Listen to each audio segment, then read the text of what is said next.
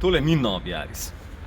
Je pa tole in zgleda fenomenalno. Moram povedati, da tudi navadna različica izgleda kar tako malo bolj športno, malo bolj dinamično.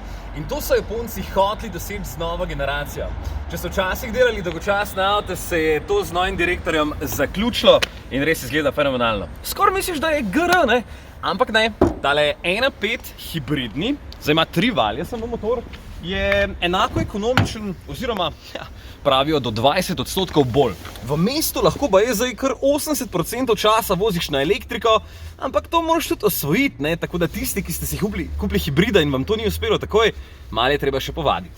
Drugače pa lahko pohvalim krasne materiale v notranjosti, izdelava je res fenomenalna, odlična odlagalna mesta. Projekcijski prikazovalnik ima tamle pred mano, pa tale volan mi je ful všeč. Pa še tile mali zasloni, ne, zato ker jaz imam rad tehniko, pa to se meni vse dopade. Tudi tale zaslon je v redu. Pa še ena pomembna zadeva. Tile predali imajo gumirane zadeve, tako da telefon ne leti levo desno med vožnjo in ga imaš kam dati, ali pa semle, kjer se zdaj polni denarnica sicer, ampak drugače se pa lahko tule polni. Evo, kaj ne rečem, to je zdaj prva fura, več pa kmalu v testu. Je že posnet. Boš pokazal še prtljažnik? Ja, 286 litrov ima prtljažnik, v bistvu enako kot prej, ne?